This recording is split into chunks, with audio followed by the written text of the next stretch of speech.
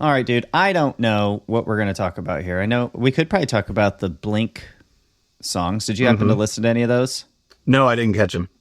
Okay. You're not really missing much. I bet they got to It be looked out like it there was just somewhere. snippets of stuff. So They were. I listened to a new Motion City soundtrack song. Oh, I just saw that. I didn't listen to it, though. And then I was checking out Chapel Roan because I'd never heard her before. And she's all the rage this week. So. I've noticed that, too. Like, she puts on, like, all that white makeup and whatnot. She's kind of got a little persona. Yeah, it's very Kate Bushy to me. Is it? Yeah. Yeah, I guess I could see that. I get big-time Kate Bush vibes from her. Especially the big song is, like, her new song that she put out this year. And then she had one album last year. So everybody's like scrambling to find that on vinyl, and it's just like it's not there because now everybody wants it. So, well, speaking of vinyl, though, did you see that Disney released the Disney song covers album track list? I didn't see the full track list. No. Gosh, now let me look that up. All right, let's go ahead and just jump in. What's up, guys? Welcome to Unplugged with Tyler Winters and John Pearman. We're back. We hadn't started already? I mean, we've been recording, but I didn't say anything interesting. So yeah, so that's why we're just going to hop in now. So we don't really know what we're going to talk about here, but we did just we were talking about vinyl before hitting record, and it jogged my memory. I remembered that Disney's A Whole New Soundtrack List was released. You may remember, I don't know if we talked about it on last episode or not, but Disney's releasing an album of Disney song covers that are all pop punk, apparently. Mm-hmm. So John and I were kind of, talking back and forth. We were like, what bands should be on this album? What songs would we like to see redone? And now we know the track list. Looks like there's 12 songs. John, you haven't seen this track list, right? I have not. No, I have virgin eyes. So since that episode, we do know that Magnolia Park had released their single for Eye to Eye. It's that Goofy movie song. I don't know how that goes, but I'd know it if I heard it, I feel like. So here we go. We'll just start with side one. Track one. Part of Your World, performed by none other than Newfound Glory. All right. As predicted. We predicted Newfound would be on this. Yeah. Part of Your World, what is that off of? Oh, I'm the wrong person to ask. Let's see. But I'll figure it out. I'll do the research here. Okay. Well, I already know, but go ahead. Little Mermaid? Here, I'm going to go ahead and let me send you the track list too. It's from the new Little Mermaid, I think. Yeah, Little Mermaid is Part of Your World, which makes sense. I should have known that. John, I'm going to drop it in the chat here. We'll just screen share it, and then we can both look at it at the same time. Okay, I could do that. That's a good idea. I'm watching our U.S. women play the gold medal match here, too. Oh, I forgot about that. What? How much time's passed? They're in like 12th minute or something. Oh, okay. So we'll have time to watch it afterwards, after this. Okay, can you see my screen? No, we're going the full 90. Yes, okay. I can. Are we also doing stoppage time, too? Oh, yeah. Well, there's halftime, too. Yeah. I mean, we're going to have to do a 2-hour podcast to encapsulate this game. Buckle up, everybody. All right, so we got side one, track one, Part of Your World, performed by Newfound Glory. That's the Little Mermaid song. Number two, we've got Remember Me, which is performed by Mayday Parade. John, what's Remember Me? Where's that come from? Hold on. Coco? Okay. Yeah. I don't think I've seen that one. If I have, I've only seen parts. So, no. The next one I know. Yes. Can You Feel the Love Tonight, performed by Simple Plan, which is what we talked about maybe last week or the week before. I think it was the week before, actually. Obviously coming from The Lion King. And then we've got Eye to Eye, performed by Magnolia Park, which we've already discussed is a Goofy movie track. Next, we've got A Whole New World, performed by Yellow Card, featuring Chrissy Costanza from Against the Current. That's not somebody we mentioned, but they were known to do some cover songs back in the day, so this makes sense. And they do have a Disney connection because Ryan Key, lead singer of Yellow Card, has a podcast called Thank the Maker, which is a Star Wars it's under that umbrella podcast. now. Yeah, so it kind of does make sense. So A Whole New World. I'm very interested to hear that. And plus, Chrissy Costanza's voice is amazing, so I bet that one's going to be a solid cover. Mm-hmm. Any relation to George? I don't know. We're going to have to get her on and find out. Mm-hmm. You think she gets asked that a lot? Probably not. Yeah, I would think. And okay. Yeah. All right. It's a good topical joke to make. Of course. Yeah.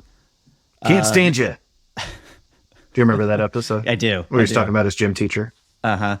Number 6, Go the Distance, performed by We the Kings. What's Go the Distance? Go the Distance. Hercules. Okay. I wasn't a big Hercules fan. No, he was a shitty wrestler too. Just had a chain. Surface Pressure, performed by Plain White Tees.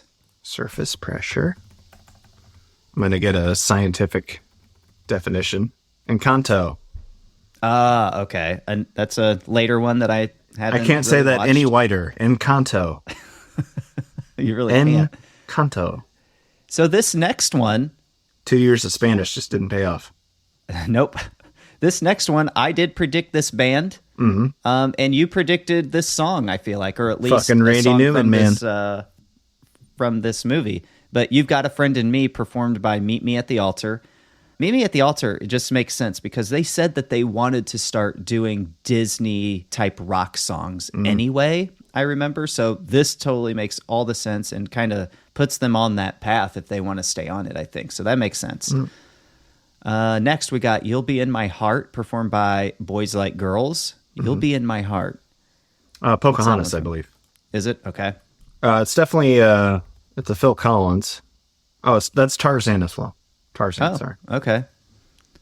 I don't know why I said as well, like we've had a Tarzan song already. But Colors of the Wind is definitely Pocahontas. I remember. Yeah, that's a number 4. And that's from Tokyo Hotel, which I've never heard of this band before. Color. Maybe they're a Japanese band. I don't know. Yeah, just confirming it as Pocahontas. Okay. I remember that one for some reason. Never saw the movie, but I remember. It just sounds like a Pocahontas song to me. It does. No. This one, it kind of sounds like Indian. I feel like, Colors of the Wind. Native American, yes, of course. Let It Go comes in at track number 5 on side 2. Never heard of that one. So a little Frozen action. And I think Lolo's going to do this one justice. I think she's really good at cover songs. I've brought up her before, her Dancing in the Dark cover, Bruce Springsteen. Does not sound anything like the Bruce Springsteen song. That's probably for the best. But it's just her own rendition, and it's really good. It's more like more kind of poppy and kind of laid back. So definitely recommend checking that out if you haven't. And it makes me think that Lolo's gonna kill it on this. And she just redid a Newfound Glory song. I think was it? Now I gotta look it up. Was it Vicious Love? No, that wasn't. Let me be the research guy. Okay, you be the research guy. Anyway. Vicious Love. Did she do Vicious Love? She did Vicious Love. Okay, that one's really good. I like it. It holds its own for sure, and I really like the original too. I'm guessing Friend Like Me is a Toy Story vehicle also. Yeah, that's what I'm guessing too. And again, that comes in at number 6. Sorry, Friend that's Like Aladdin. Me. Oh, okay. That would make sense that they're not going to double up on movies. But that's performed by Bowling for Soup, another one that we predicted to be one of the bands that covers a song, because they also have ties to Disney with, Jarrett Reddick does. Did he do the music? He does the music for Phineas and Ferb. So just makes sense. So there you go. There you have it. I don't know when this is going to be released, though. I don't think that has been announced just yet. It seems like people are excited about this. I don't know that I'm excited for this album. I would give it a listen. I'll give it a listen and check things out as well. But I mean, I'm not a huge Disney person. No, but I feel like I was back in the day. I never really was. Like when I I was liked younger. Lady and the Tramp. Really? Yeah. I just remember when Toy Story came out, and it just was such a game changer. I loved Lion King. Oh no, my sister used to watch Lion King repetitively. I loved Aladdin too. I watched Aladdin a lot. If I would have ran into Jonathan Taylor Thomas, I would have stabbed him. I'd had enough. Just shank the shit out of him. Sorry. Okay, so let's see here. What else can we talk about, John?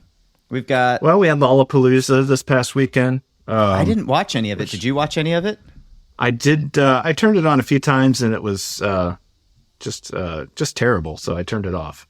I don't know who was performing. Can't say who was performing. Just know I didn't like it. Was that the one where, Blink performed at Lolla? Yeah, they closed it Sunday night, and a lot of people are blaming that for Tom's illness, saying it was a super spreader event. Yeah. COVID's kind of been going around a little bit. So I saw that. Did you also see that they've got, I'm guessing it's younger kids that just did not grow up with blink-182 or whatever? Oh, I did see the controversy of an article that was written about the like a review. I have that pulled up. This one is from, I think it's from NME. It says, Tom DeLonge laughs off negative Blink-182 live review. He says, oh my God, I'm dying.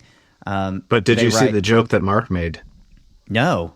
Oh, so there's a specific joke that was quoted in it, and it said that Mark said, the Chicago Bean is a monument to Tom's mom's clitoris. I was like, well, that's pretty funny. I don't know why they're upset. That's hilarious. But yeah, let's see what the review said. I haven't read any of the reviews because I was kind of saving them in case we wanted to talk about it. Oh, yeah. But I'll just read it. It says, Tom DeLonge has made light of a harsh review of Blink-182's recent show at Lollapalooza, which called the band cringeworthy. Again, this is from NME. It says the review of the set from over the weekend was shared by local outlet The Daily Illini. Well, there you go. I'm ashamed. Which shared a pretty negative take on their headline slot at the Chicago Music Festival. What did the Springfield shoppers think of the performance? Do they even have opinion pieces or reviews? I thought it was just a place for like coupons. The hell is the Daily Illini? I have no idea. So it sounds like it would be like the U of I newspaper. Right. That's, in Champaign. Yeah. So it probably is. Let's see. I'm going to click on it and find out. There we go. Maybe I should just read their review instead of somebody else's review of the review. Reviewing the review of the review. Yeah. It's the independent student newspaper at the University of Illinois. Oh, who cares what they say? So this hits a little too close to home for us. Anyways, I'm going to read the NME version because they're going to pull out all the good stuff. All right. So in the piece, the journalist began by calling the set cringeworthy and repulsive, as well as unworthy of wrapping up the festival. They also took issue with the crude sense of humor the musicians integrate into their performances. Mm-hmm. But you know what you're getting with Blink-182. Well, you should. Like, if you went to see Blink-182 perform and they didn't have their crude humor, wouldn't it be kind of like, hey, what happened to all the jokes? Or what's wrong with Blink-182? That's how I would feel. Mm-hmm. Yeah, do why I think is Blink-182 it's immature? all woke now? Yeah. Do I think it's immature? Absolutely. Super immature, but it's still funny. Mm-hmm. All right, so goes on to say, this is quote from the article. It says, why are two older men aged 52 and 48, respectively, who have wives and children making jokes and about sleeping with the other's mother? The crude humor may have landed with some, but to continue throughout the hour and 15-minute long set was a bit much. That's what they say. It also goes on to say, they also made note of how the band's Mark Hoppus at one point delivered a smutty innuendo when discussing Chicago's infamous Bean landmark, and added, unfortunately, their songs, lyrics, and stage presence were not enough to make up for their excessively crude commentary. Now, frontman and guitarist Tom DeLonge has taken the comments in his stride and shared a snippet of the review online to make light of the criticism. Sharing a screenshot of the title, which read, Blink-182's performance distastefully closes Lollapalooza, he quoted another snippet of the review in his caption before adding his own take. Why are two men who have wives and kids making jokes about sleeping with each other's mothers? Oh my God, I'm dying. I love this band. Fans were quick to side with the musician too, which many calling out the reviewer for not having a sense of humor when it comes to the members' whole shtick as a band. Tell me you've never listened to Blink without telling me you've never listened to Blink, is what one commenter said. So my concern with an article like this, is this what they wanted? Are they just trying to bait engagement by coming out negatively against a really popular band, doing something that they do all the time. You think it's more clickbait to get clicks onto the Daily? Yeah, if you wanted an article in a school newspaper to get engagement, like if you just write it like, "Oh, Blink killed it," like nobody's going to read that. Right, exactly. It could very well be, but like if I'm a fan of Blink, there's no way I'm going to write a review like that. But maybe she's not a fan of Blink anyway. But but I mean, if you wrote a positive article, I mean, who's seeking out like positive review articles about Blink? And right, so the only way to get engagement on an article like that is to be negative. So it's kind of very true. I'm suspect. Very true. Yeah, because I think it's just commonplace to know though that you know what you're getting out of Blink-182, and I think you're right. I think maybe how much of this is just to get aggregated. I mean, it very well could be. They're just playing the whole game. But you brought up Chapel Roan earlier before I think we started the podcast. It looks like Mark interpolated Pink Pony Club into the performance of "Damn It." Oh my god! During the interlude, so I'll have to hear that. Genius. I'll send you this article because actually I'll just send you the full Lollapalooza performances in here. Oh yeah. So I just sent it to you in Facebook Messenger. There it is. I don't know. Negative, I can understand the negative review if, Tom was playing sloppy or, sure, somebody forgot the words or, they can't sing very well. Technical difficulties. Technical difficulties. I get that. That would warrant an actual article. But this, I don't think so. I went to the strip club and there was bare breasts. Yeah. Right. That's exactly it. Yeah. That's exactly it. And they were all dancing very provocatively. And they were throwing money at her. Like she's some kind of object. Anyways, so speaking of Blink, they did release those 4 new song snippets. Mm-hmm. You said you didn't get a chance to listen to them. They said they only put them up for 182 minutes. Somebody had to snatch them up, Yeah, not sure where they got 182 minutes from. Any idea there? Ooh. Anyways, let's see. Yeah, they got to be somewhere, you would think, right? I don't know. They're pretty good about pulling stuff off nowadays. Just going to see if I can find it real quick. I think I got them. Oh, shit. I'm going to listen to them real quick just to make sure it's right. Yep, I'm going to send it to you so you can listen. Mm. There's timestamps on the first comment, too, if you want to, if it helps. I'm going to listen to it, too, while you're listening. Tell me when you start. Let me know when you finish the first one. Oh. Did you listen to No Fun yet? Yeah, done. Okay. What'd you think of No Fun? It's fine. It's fine. Are these, do we know? Are they brand new songs or are they outtakes from One More Time? Or I would venture to guess that they're outtakes from One More Time because I thought Travis Barker said that they had so many songs at one point. Yeah. So I think it was obvious that they were going to have a deluxe version at some point. Mm-hmm. So I think that's what this is, maybe, right? No, wait, they did release a deluxe version of the album, didn't they already? Mm-hmm. I don't know. So maybe they released so many variants of it, it's tough. Yeah, so maybe they're going to have some type of live album that has these on them too. Mm. I don't know, kind of like how Man Overboard came with the Mark, Tom, and Travis show, maybe? Yeah. So that would make sense. So far, I guess we should say they leaked 4 new song snippets coming out. Somebody in the comments says these should be out on the 23rd or the 30th. I don't know where that's coming from. Yeah. But they're saying this could is just be an EP, edition. though, I guess. Maybe. So the songs are... So all of them were like 30-second song snippets. Mm-hmm. First one was No Fun. Next one, All in My Head. Everyone, Everywhere. And then Take Me In. So... No Fun, it sounds like it would be a Blink song. Sounds like it would probably fall on like Neighborhoods, maybe? I don't know. It sounds like it would fit fine on One More Time as well. I mean, it could have been on Mark. Fuck. Take Off Your Pants and Jacket was what I was trying. Yeah, I could see it on there too. Not that it sounds old. Tom led song. I don't know, good riff in there. None of these, I will say, got me like super excited though. You know, let's listen to All in My Head now. I'm going to start it now.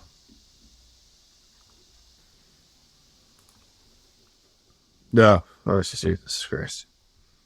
All right, what'd you think of that one? Didn't like that one. It's okay. Like it sounds like it's just an album track, you know, like not filler. Sounded unfinished. Not like sonically unfinished, but lyrically it was just kind of like, okay, I could understand why this might have been cut. I agree. The lyrics aren't very strong. I almost think though sonically, like I feel like it could be better. I mean, altogether, I don't like the way that they decided to have Travis's drum sound. Exactly. I think that's it, man. Like, why can't we just so go back? overblown, like process sounding to me? But yeah, I don't get it. What was wrong with the drums of old? No, you know, I just want to hear the fucking drums, man. Like yeah, he has a tone to how he plays, and now he doesn't. Yeah, and like now it just sounds like everybody fucking else. Yeah, exactly. Like if you were to go back and pick out songs of any time period and be like, what's one song that you love where the drums just sounded so good? Like for me, that what stands out is that Red Hot Chili Peppers song, not Under the Bridge, but Give It Away. Give It Away. Yeah, thank you. The snare on that sounds amazing. And it's a standout sound to me. There's other songs where the drums just sound really awesome. And you don't get that with this. And it's sad because Travis is really one of the best drummers that the scene has ever seen. And we're not getting the best sound from him. No, I mean, there's nothing wrong with having a signature sound. Right. I just don't get it. All right, let's listen to Everyone Everywhere. All right, so... Perfect example of just leave the drums alone. Don't put the effect on him. He's playing this really cool part. I know. I just don't get it. I'm just not a fan of this sound of Blink. I think the songs are fine. Yeah. Overall. But... Like, they're not doing themselves a disservice. It's just, I just want so much. Just doesn't. It's... Ugh. Yeah, I know. It's just not your traditional drum sound. And like you said, it's just sounding like everybody else. All the other pop punk acts and... Yeah, there's no instrument separation. Like, it just sounds like it's all coming up right up the middle. It's just overblown. And I know he's playing. He has to be actually playing. But it sounds like it's all done from like a drum pad. Yeah. And that's not cool. To me, that just doesn't like... It takes all the rock and roll feel out of rock music when you don't have good sounding drums. Yeah, I know that's been the theme with us reviewing Blink, but that we just hate the production, but I'm going to continue with it because I do. Yeah, I think it's obvious now. So, all right, Take Me In is the last one. Oh, Take Me In. Tom, I think, sounds good. Yeah, it sounds fine. Lyrically. Yep. Yeah, that one was better lyrically for sure. It's just they do annoying things production-wise, but... Oh. All right. The Take Me In, Tom sounds great. I don't like Mark's part when he comes in. It's just it's a weak... The melody might be fine. The singing melody might be fine, but I don't think it's executed correctly. I almost think Tom should have just kept singing that song. Right.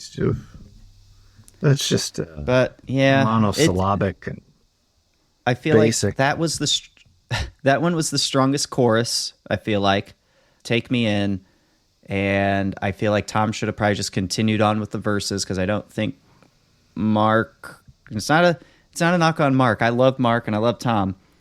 But I don't think the vocals are executed properly for that melody at that time. No, I mean, there's a reason outtakes are outtakes. And yeah, true. We're seeing that. Or we're hearing that, I should say. Yes. So there's that. Those are those Blink teasers. I'm going to go ahead and I'm gonna put the Blink teasers in the show notes so you guys can check them out if you didn't get to, because you only had like an hour and a half to listen to them. No, you had 2.5 hours. No, you had 3 hours to listen to them last week. So if you didn't get a chance, I'll put them in the show notes because somebody has already uploaded them to YouTube. And let's just hope that the link still works when you guys get this. Before it get yanked off the net. Yeah. I reported it, so you have limited time. There you go. I flagged it as copyright infringement. Did you happen to see Jelly Roll at WWE SummerSlam? I did, the one-arm chokeslam. Yeah. So I want to okay. What did you think of that? Of Jelly Roll being there? Just the chokeslam. I mean, it was all the other guy doing the work, but I know. Look, I know WWE wrestling is fake. But, man, don't you have to at least put your other arm on his back to make it look like you're actually lifting him up? Nobody can do a one-handed chokeslam unless you're The Undertaker. Kane. And make it be believable. Or Kane. And make it be believable. Big Show. But I think he looked good overall. It's just, I would have liked to see him put his I think he should have done like an earthquake, like, the oopsie. Yeah. But, I mean, he's pretty old, so asking him to do anything more is quite a lot. He's up there. Yeah. I think he's older than we are, for sure. Jelly Roll is? Yeah, I think he's pretty old. We're about to find out. He's 39. He's just as old as you. Fuck! Well, I could have done a better chokeslam. I think you could have. Yeah. But apparently it was like a dream come true of his, so that is pretty cool. No, like it was cool. It didn't bother me too much. Yeah. Like, I don't expect him to be doing a fucking moonsault. Although that's what people are asking for in the comments. I know, I saw that. A jelly moonsault or something, somebody said. I mean, I would have liked to see them do like a rock people's elbow kind of thing. It'd been funny, but... Yeah, but it was pretty cool. I don't think... overall, I thought the chokeslam he delivered was fine. A Vader bomb? A Vader bomb would have been sweet. But chokeslam makes sense. That's fine. Chokeslam does make sense. He does seem taller than... he's a big boy. Is he? I wonder how tall he is. Let's see. 6'2". You're guessing 6'2"? Oh my God, you can look up 6'1". Damn it. 6'1". You did good, man. I should have worked at a carnival. Did they do heights at carnivals? Well, what would you say his weight is then? Oh, he's every bit of 380. Well, Nashville Gab says 478. I don't know if that's true. But then there's another one that says over 350 pounds. Oh, he's lost weight since then. Yeah, I feel like 478 says 90. I don't need kilograms. Too much. Apparently, at one time, he weighed over 500 pounds. He does not look that big now. I would say you're right, 380. Yeah. But I don't know. I'm not good at guessing that stuff. Can we get a hold of him somehow? Yeah, let me call him real quick. Right, So there were two other notable things. No one likes Weezer, apparently, John, because they were going to be releasing a seasons, like they're releasing like 4 albums under like seasons, I guess, like fall, summer, I think, type albums. And let me see here. Nobody wants it. Apparently, yeah, nobody was excited enough to pre-order it, so they just scrapped the whole vinyl collection, like the bundle or whatever. So yeah, I mean, that's kind of... There's just some bands you don't need anything more from, and I think Weezer kind of falls into that category. I believe that. But weren't they supposed to do a residency somewhere, and then that got scrapped cancel a tour or something?